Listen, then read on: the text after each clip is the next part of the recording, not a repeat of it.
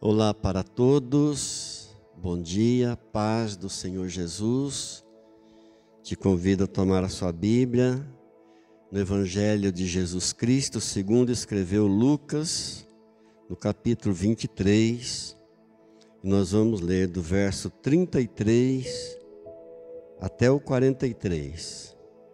Lucas 23, 33 ao 43. Festival de Três. Acharam, amém? Diz assim a palavra de Deus. Quando chegaram no lugar chamado Calvário, ali o crucificaram, bem como os malfeitores, um à direita, outro à esquerda. Contudo, Jesus dizia: Pai, perdoa-lhes, porque não sabem o que fazem. Então, repartindo as vestes dele, lançaram sortes. O povo estava ali e a tudo observava, e também as autoridades zombavam e diziam: salvou os outros, a si mesmo se salve, se é de fato o Cristo de Deus, o escolhido. Igualmente os soldados o escarneciam, e aproximando-se trouxeram-lhe vinagre, dizendo: se tu és o rei dos judeus, salva-te a ti mesmo. Também sobre ele estava esta epígrafe, em letras gregas, romanas e hebraicas: este é o rei dos judeus.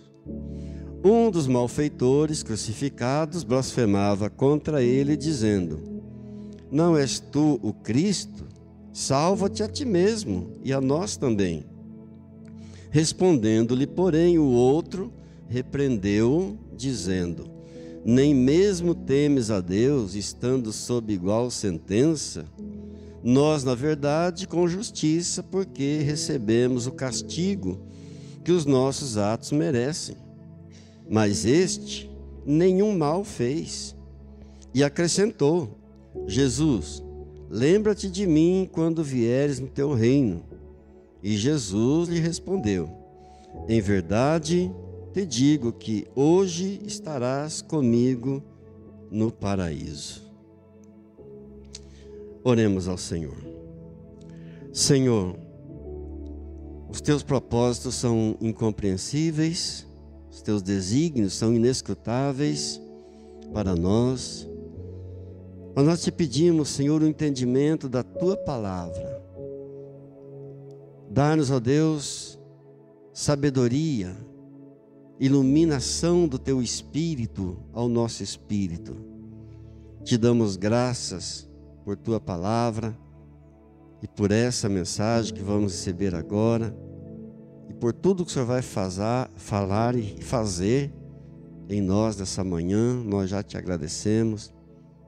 Em nome do Senhor Jesus. Amém.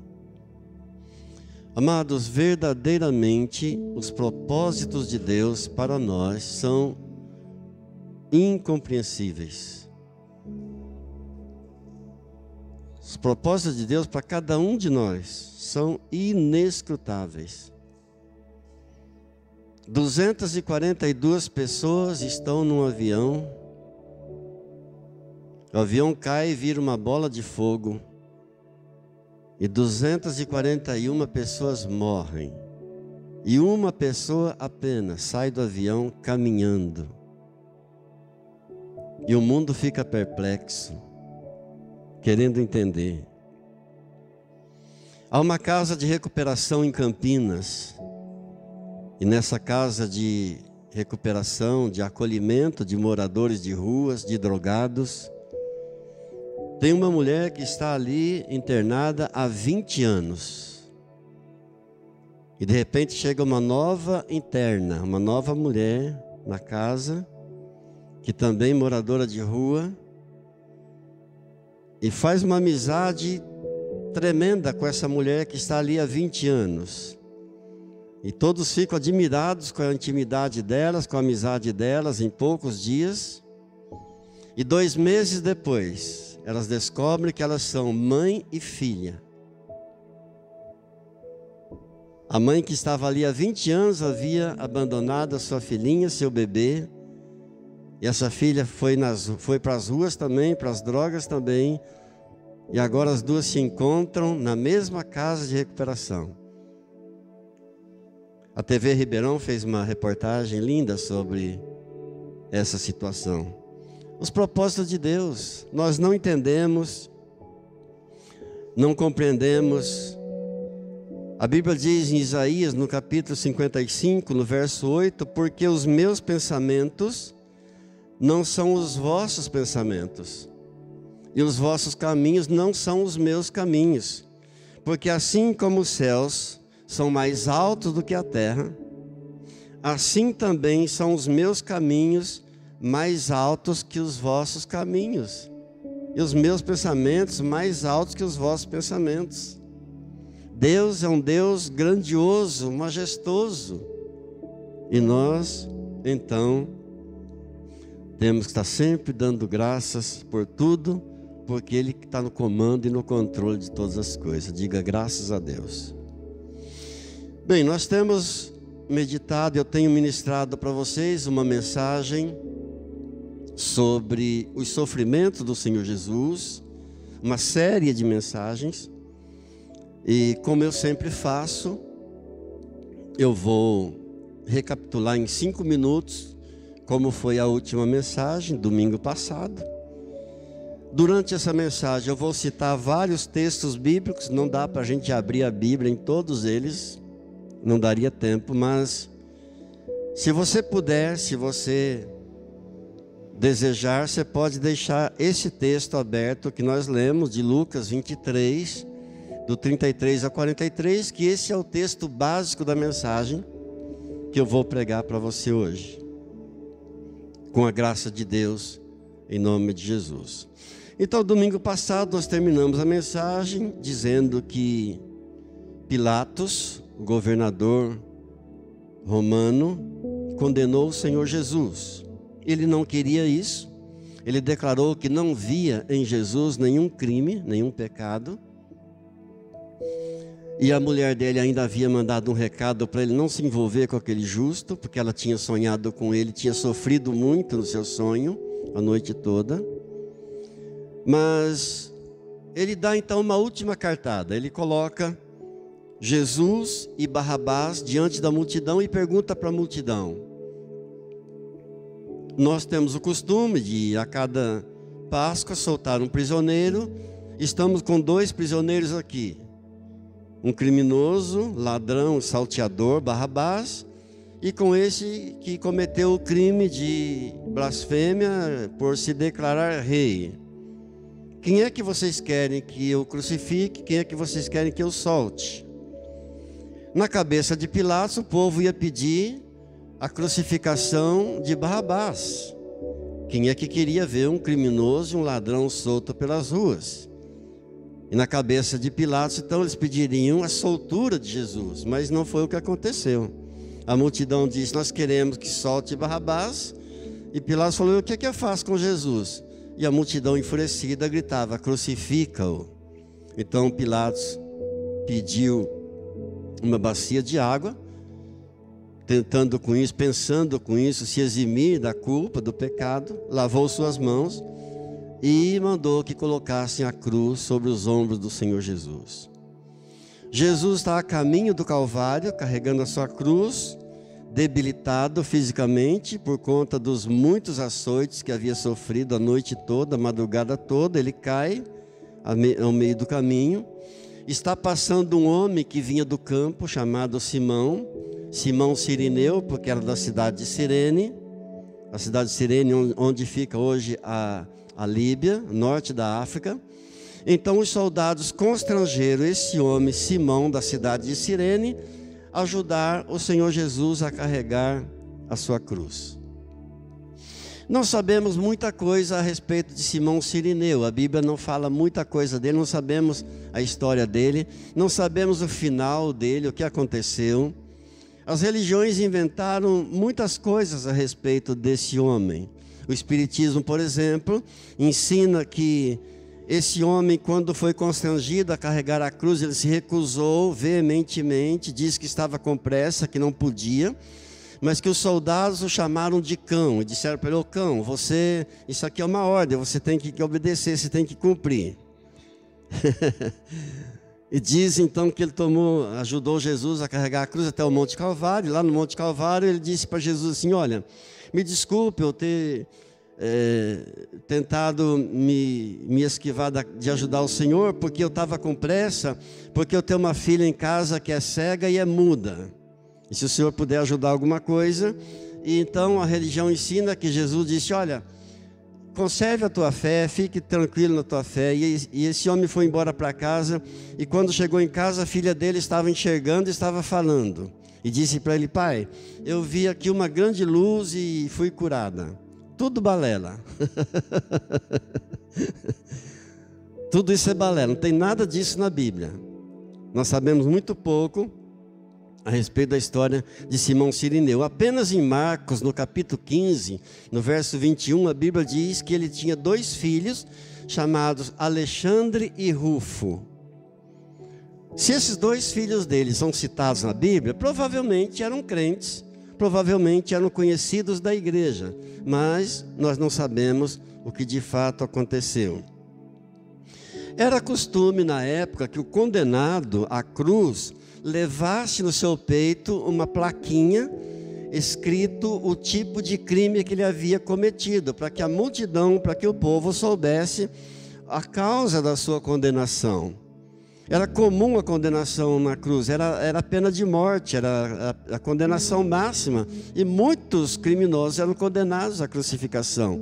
Então ele levava no seu peito uma plaquinha escrito o seu crime, por exemplo, assassino ou ladrão.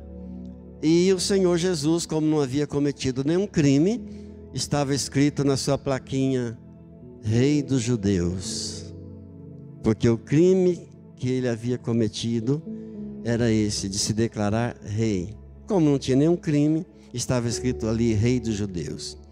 Às 9 horas da manhã, diz a Bíblia, em Marcos 15, 25, que às 9 da manhã, na 3ª hora, Jesus foi crucificado. Cumpriu-se ali Isaías 53, 12, que diz: porquanto derramou a sua alma na morte, e foi contado com os transgressores, contudo levou o pecado de muitos, e pelos transgressores intercedeu. Porque ele foi crucificado entre 2 ladrões, ele foi crucificado na cruz do meio. E diz a história que a cruz do meio era reservada para o pior criminoso. Então Jesus era considerado o pior criminoso, foi colocado na cruz do meio, um ladrão à sua esquerda, outro ladrão à sua direita. Então o profeta Isaías já havia profetizado isso, que ele seria contado com os transgressores. Um transgressor, segundo transgressor, terceiro transgressor. Já estava profetizado. Eu vejo nisso, queridos, eu fico maravilhado com a beleza, a harmonia do Antigo Testamento com o Novo Testamento. O Novo Testamento nada mais é do que o cumprimento de tudo que estava profetizado no Antigo Testamento. Então eu não vejo uma Bíblia só do Novo Testamento. Eu não sei porque as pessoas imprimem somente o Novo Testamento. O Novo Testamento não é Bíblia. O Novo Testamento é o complemento, o Antigo é a sombra do que haveria de vir. A Bíblia só é completa, para mim só é Bíblia, se estiver completa com o Antigo Testamento e o Novo Testamento. Agora, Isaías profetizou: derramou sua alma na morte, foi contado com os transgressores, contudo levou o pecado de muitos. Por que não diz levou o pecado de todos, levou o pecado de muitos? Porque muitos não quiseram, e muitos não querem até hoje. Então levou o pecado de muitos e pelos transgressores intercedeu. Quando é que Jesus intercedeu pelos transgressores? Quando ali na cruz ele orou ao Pai, diz a Bíblia, Em Lucas capítulo 23, verso 34, você leu comigo. Mesmo estando crucificado, ele olha para o Pai, intercede pelos pecadores, dizendo: Pai, perdoa-lhes, porque eles não sabem o que fazem. Ok, nós já meditamos então no sofrimento do Senhor Jesus no jardim do Getsêmani, e hoje, continuando, eu quero pensar um pouquinho com você no sofrimento do Senhor Jesus no Monte Calvário. No jardim do Getsêmani, o sofrimento de Jesus foi um sofrimento à parte, em secreto. Trazendo isso para nós, significa aquele sofrimento que você enfrenta, é quando você sofre e pouca gente vê, ou quase ninguém vê. Mas o sofrimento do Senhor Jesus no Monte Calvário, todo mundo viu. A multidão assistia, a multidão olhava tudo atentamente. Trazendo para nós, significa um sofrimento que é público. É quando você está sofrendo alguma coisa, você está passando por uma situação, você está passando por uma luta, por um sofrimento, que os teus vizinhos estão vendo, a tua família está sabendo, os teus amigos estão sabendo, todo mundo está vendo a luta que você está passando. É um sofrimento público. Agora, Jesus não estava ali porque Pilatos havia condenado Jesus. Jesus não estava ali porque um soldado havia pregado ele na cruz. Jesus estava ali por causa de um propósito. Diga: propósito de Deus. Tudo por um propósito. Interessante, queridos, que nós precisamos lembrar sempre de um propósito que Deus tem sobre a minha vida, sobre a tua vida.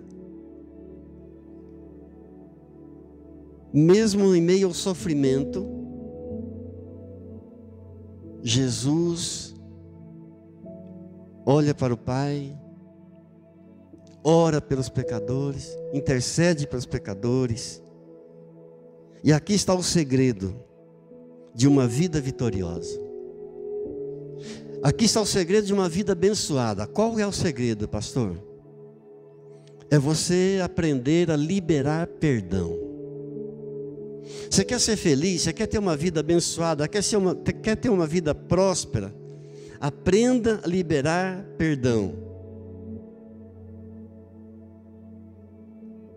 Amém? Efésios 6, do 10 ao 20, que nós conhecemos bem.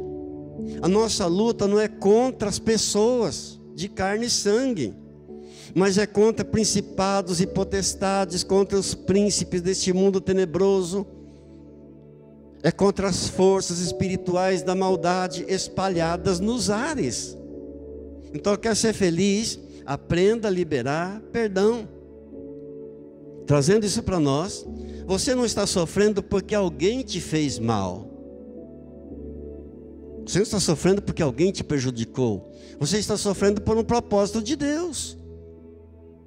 E a tua luta não é contra pessoas, não é contra homens de carne e sangue. Quem sabe, todo o sofrimento que você está passando, não é Deus esperando você liberar perdão para alguém ou para alguma pessoa. Diga: Senhor, me ajude. Em Lucas 23, então no 34, diz assim: repartindo as vestes dele, lançaram sortes. Isso também já estava profetizado por Davi há 1000 anos antes que Jesus viesse ao mundo.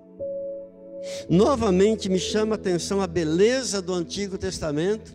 Já estava lá no Salmo 22, no verso 18, escrito assim: repartem entre si as minhas vestes, e sobre a minha túnica lançam sortes. Eu fico pensando os contemporâneos de Davi. As pessoas no tempo de Davi lendo isso no Salmo 22, verso 18: repartem entre si as minhas vestes, e sobre a minha túnica deitam sorte. Certamente as pessoas pensariam assim, mas o que quer dizer isso? 1000 anos depois, Jesus nasce, vem a esse mundo, e ele vai ser crucificado, e os soldados romanos estão repartindo as vestes dele, lançando sorte sobre as vestes dele. No verso 35, você leu comigo, diz que o povo olhava tudo, o povo estava observando a tudo, e também as autoridades zombavam dele, diziam: você salvou a outros, salve-te a ti mesmo, se é o Cristo mesmo. Sabe quem eram essas autoridades? Os religiosos da época, os líderes de comunidades, os líderes de sinagogas. Se fosse hoje, seriam pastores. Estão zombando dele, estão dizendo: você salvou a muitos, salve a você também. No verso 35, diz que se tu és o Cristo, os líderes, salva-te a ti mesmo, líderes religiosos, salva-te a ti mesmo, salve a nós. No 37, os soldados romanos dizem: se tu és o Cristo, salva-te a ti mesmo, salva, desce da cruz. No 39, um dos ladrões vai dizer: se tu és o Cristo, salva-te a ti mesmo, salve a nós também, tira nós da cruz. Por 3 vezes o Senhor Jesus tem que ouvir isso: se tu és o Cristo, se tu és o Cristo, se tu és o Cristo, se tu és o Filho de Deus, salva-te a ti mesmo, salva a nós também. Sabe por quê? Porque na cabeça deles, na cabeça dessa gente, era inconcebível um Filho de Deus estar sendo pregado na cruz. Sabe qual era o engano deles? O engano deles era que achavam que para ser filho de Deus tem que ser livre da cruz. Só que ser filho de Deus não é ser livre da cruz. Evangelho não é ser livre da cruz. Evangelho é triunfar na cruz. Evangelho não é ser livre da cruz. Evangelho é ser vitorioso, é vencer na cruz. O que Jesus disse em Lucas 9, 23? Se alguém quer vir após mim, negue-se a si mesmo, tome a cada dia a sua cruz e me siga. O que ele diz em João 16, 33? No mundo tereis aflições, mas não desanimem, porque eu venci o mundo. Então não existe evangelho sem cruz. E quando Jesus diz: quem quiser vir após mim, negue-se a si mesmo, tome a sua cruz e me siga, do que ele está falando? Para a gente pegar uma cruz pesada e sair carregando por aí? De jeito nenhum. Ele já carregou a cruz que era preciso carregar. Ele está dizendo para nós o seguinte: assuma o teu propósito. Pega o propósito que Deus tem para você e cumpra o teu propósito. Queridos, desculpe eu falar. Estou na minha igreja e posso falar com liberdade. Mas o que nós temos visto hoje em dia é a pregação de um evangelho light. É a pregação de um evangelho de prosperidade, que busca dinheiro. Infelizmente, na maioria, o que nós temos visto é uma pregação de um evangelho de autoajuda, onde Deus é obrigado a fazer tudo o que eu quero, do jeito que eu quero e na hora que eu quero.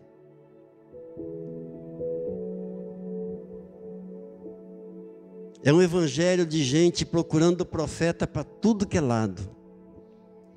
Existem 1817 profetas na Bíblia.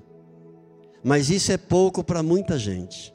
E saem por aí desesperadamente correndo atrás de profetas, porque querem ouvir coisas agradáveis, querem ouvir coisas boas. Não existe evangelho sem cruz. Se alguém apresentou para você um evangelho sem cruz, mentiram para você. Mentiram para você. Se alguém quer vir após mim, negue-se a si mesmo. Tome a sua cruz a cada dia e me siga. Então o evangelho não é ausência de sofrimento. O evangelho é triunfar no sofrimento. E tem momentos, queridos, que o teu propósito te causa dor. Saiba disso. Tem momentos que o teu propósito te causa sofrimento. Tem momentos que o teu propósito vai te expor, vai causar humilhação para você. Mas fique tranquilo que é só por um momento. Diga, vai passar. Em nome de Jesus. Amém? Então estamos aí em Lucas 23. E quando chega no verso 33, diz assim: estando Jesus agonizando ali, ofereceram vinagre. Vinagre. Mas ele está cumprindo o propósito dele. E nós também estamos aqui para cumprir o propósito nosso que Deus determinou para cada um de nós. Às vezes oramos e dizemos assim: Senhor, por que eu estou sofrendo tanto? Você está cumprindo o teu propósito, faz parte do propósito. Verso 33, Jesus está agonizando e eles oferecem vinagre para Jesus. E acreditem, isso também estava profetizado no Antigo Testamento. Lá no Salmo 69, Davi profetizou no verso 21: na minha sede me deram vinagre a beber. 1000 anos antes que Jesus nascesse, já estava escrito: na minha sede me deram vinagre a beber. Aí chegamos no 38, que diz que estava escrito na plaquinha dele, em letras gregas, romanas e hebraicas, as 3 línguas principais que se falava na época, escrito: Rei dos Judeus. Era para que todo mundo entendesse. Todo mundo que passou diante da cruz entendeu claramente o que estava escrito ali, nas 3 principais línguas que se falava na época. Rei dos Judeus. No 39, temos ali os 2 ladrões, no verso 39, o primeiro ladrão dizendo para Jesus assim: se tu és o Cristo, salva-te a ti mesmo e salva a nós também. O que esse homem está querendo? Ele está querendo fugir da cruz. Ele está querendo se livrar do problema. Ele quer, se tu és o Cristo mesmo, salva-te, salva nós também. Ou seja, tira a gente daqui, tira nós desse problema. Só que Jesus não responde nenhuma palavra para ele, porque falou caca.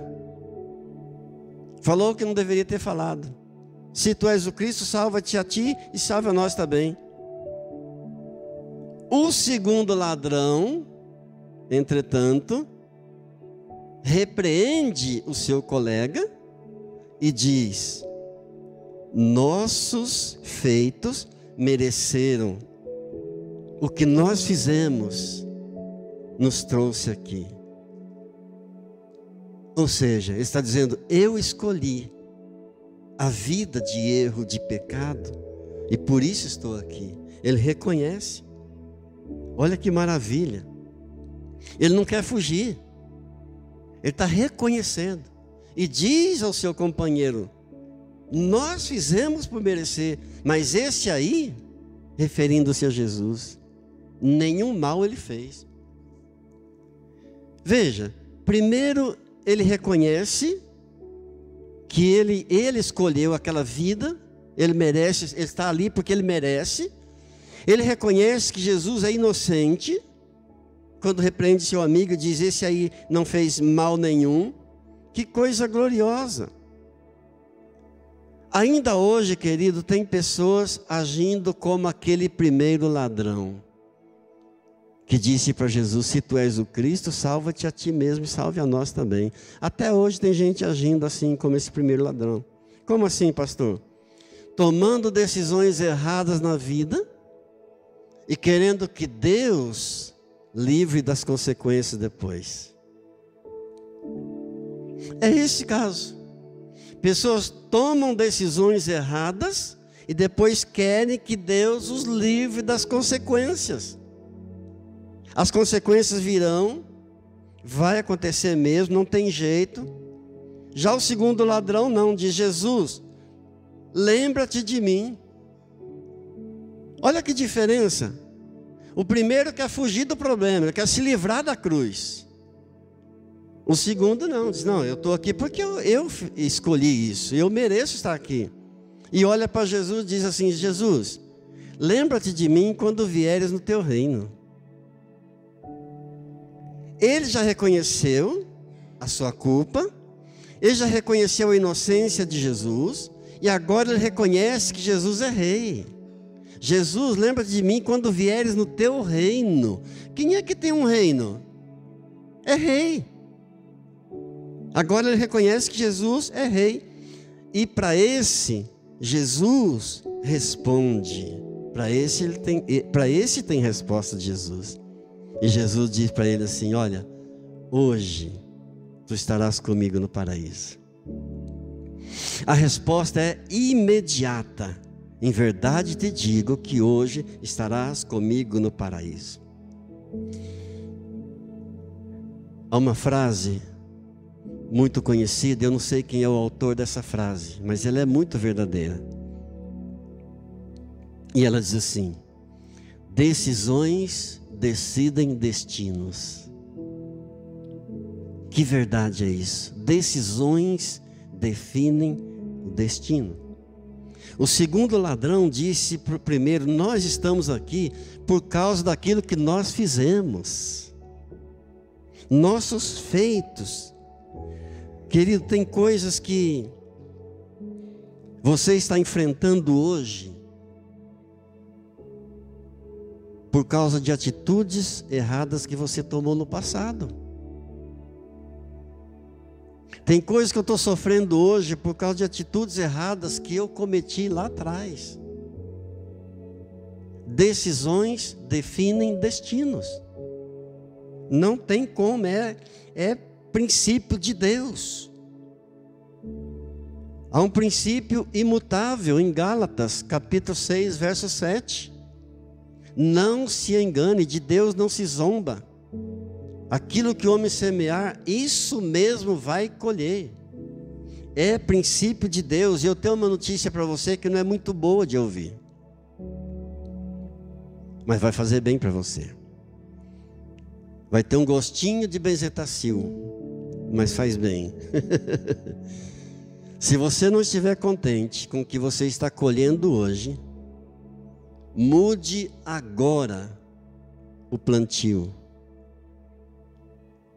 Mude a semente agora. Por quê? Porque hoje estamos colhendo o que nós plantamos ontem.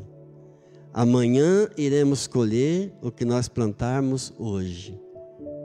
Diga graças a Deus. É princípio bíblico, queridos. É a palavra de Deus. É a frase que diz: decisões decidem destino. Quantos problemas eu entrei? Eu já entrei em muitos problemas que não era problema nem do diabo e nem de Deus. Era problema meu. Decisão errada, tomando decisão errada pela vida. A maioria das pessoas pensam assim: se alguma coisa não está indo bem na vida delas, elas pensam assim: ou é Deus que está me provando, ou é o diabo que está me tentando. Mas nem sempre. Nem sempre.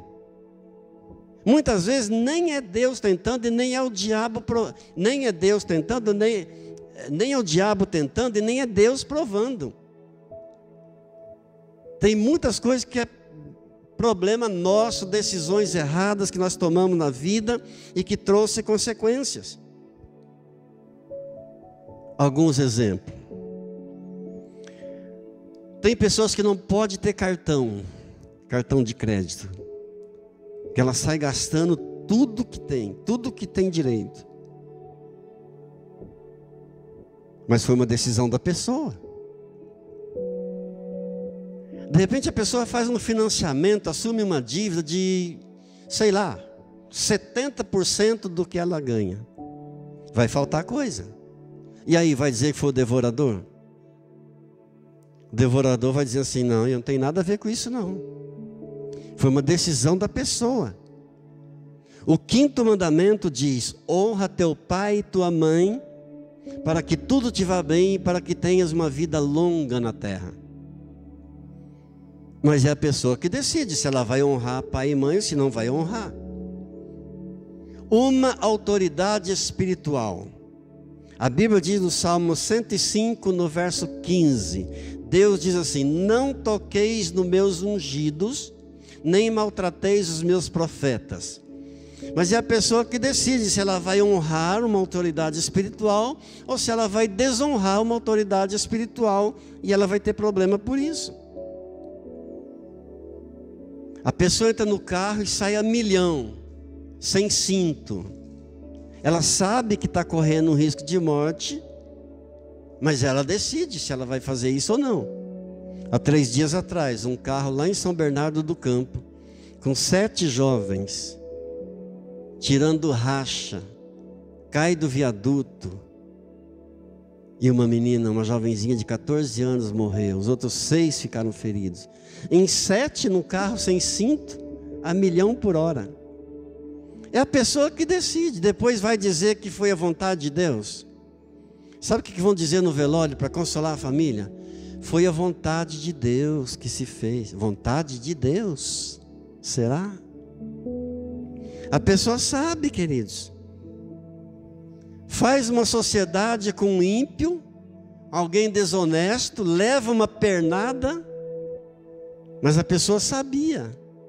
A Bíblia diz que comunhão há, que sociedade pode haver entre luz e trevas, não pode haver.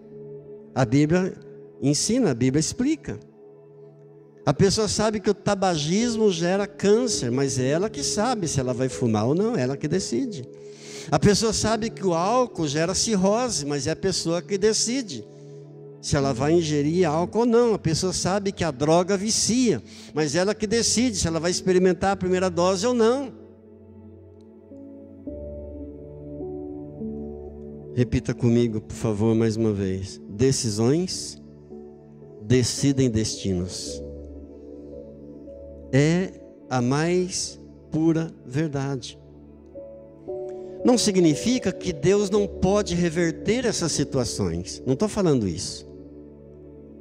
Não significa que Deus não pode mudar todos esses exemplos que eu dei. Deus é o Deus Todo-Poderoso, pode todas as coisas. Se Ele quiser mudar, Ele muda qualquer situação. Ele é o Deus Todo-Poderoso.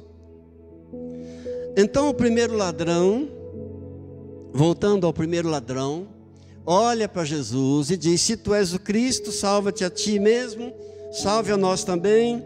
O segundo ladrão diz, não, nós estamos aqui porque os nossos atos mereceram, eu estou aqui porque meus atos me trouxeram aqui, eu que escolhi essa vida. A cruz, ele está dizendo o seguinte, a cruz é consequência das minhas decisões. Eu mereço estar aqui.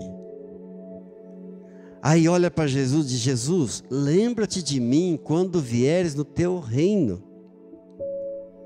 Ou seja, eu não posso fazer mais nada com o passado, mas eu posso garantir o meu futuro. O passado já passou, já errei, já era. Agora, Jesus, lembra-te de mim quando vieres no teu reino. Deixa eu liberar uma palavra para você. Se você desejar, recebe essa palavra no teu coração. Ainda há tempo de mudar. Amém? Ainda tem tempo. Garanta o teu futuro, ainda está em tempo. Glória a Deus. Não importa os erros do passado. É o que esse ladrão fez. Meu passado não tem jeito mais. Senhor, lembra-te de mim quando vieres no teu reino. Queridos, adorar a Deus é algo humilhante, mas é agradável demais. Sim ou não? Adorar a Deus é algo humilhante, mas é alegre. É algo afável, é expansivo. Adorar a Deus é gostoso. Você já viu alguém adorando a Deus carrancudo? Eu nunca vi. Eu nunca vi alguém entrando na igreja nervoso, bravo. Ih, chegou a hora de eu ter que adorar a Deus. É humilhante, mas é agradável demais. Adorar a Deus traz crescimento intelectual, crescimento espiritual. Até a medicina já descobriu isso. Os médicos já fizeram uma prova, um teste. Colocaram à parte doentes que oravam e doentes que não oravam. Até a ciência já descobriu isso. Os que oram, a recuperação é muito melhor. É diferente. Então, queridos, adorar a Deus é essencial para uma vida significativa, para uma vida abençoada, para uma vida satisfatória, sem confusão. E sabe qual é o objetivo final de tudo isso? Não apenas um conhecimento teológico de Deus, não apenas um conhecimento histórico de Deus, mas o destino final de tudo isso é um conhecimento profundo, íntimo de Deus, um relacionamento íntimo com Deus. Diga graças a Deus.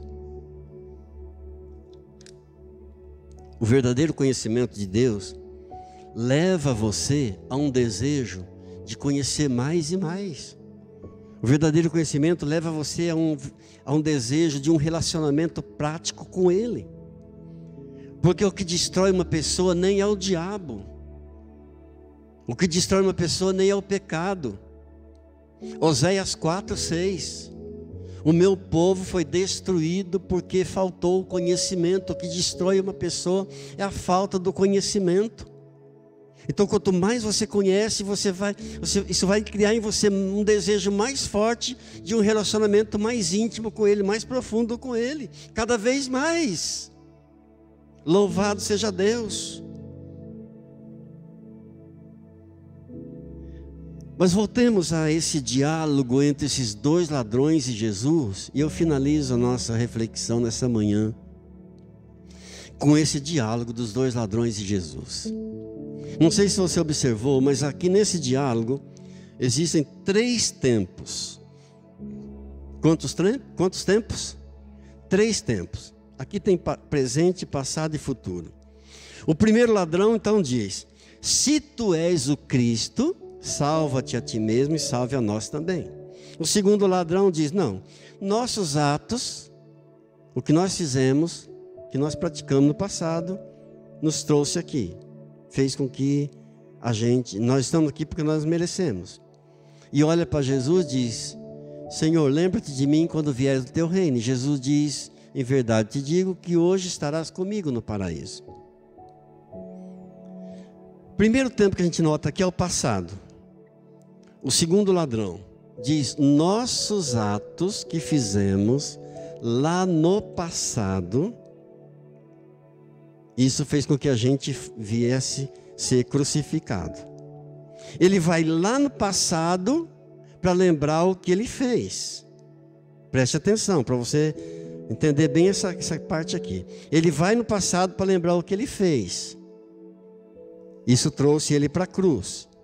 Muitos de nós, às vezes, para justificar o nosso presente, a gente volta no passado. Eu estou sofrendo isso porque eu fiz isso lá no passado, fizeram isso para mim no passado. Eu estou passando por isso porque ninguém me ajudou lá no passado. Muitas vezes, para justificar o presente, às vezes a gente volta no passado. Estou assim por causa disso no passado, estou assim porque aconteceu isso lá no passado. Existem dois sentimentos que são muito parecidos, mas são bem diferentes, por causa do resultado de cada um deles. Por que são parecidos? Porque esses dois sentimentos levam nós ao passado. Quais são esses sentimentos? Saudade e nostalgia. Eles são parecidos, porque os dois levam a gente para o passado. Mas o resultado é diferente, tanto de um quanto de outro. O que é saudade? Saudade é uma lembrança boa de algo bom que aconteceu no passado. Não tem problema nenhum. O que é nostalgia? Nostalgia é lembrança de algo ruim que aconteceu no passado. E faz mal. Nostalgia é terrível. Não é bom. E tem muita gente vivendo na nostalgia, achando que está vivendo na saudade. Não está, é diferente. Nostalgia traz o sofrimento de volta. Faz você sofrer por algo que já não existe mais.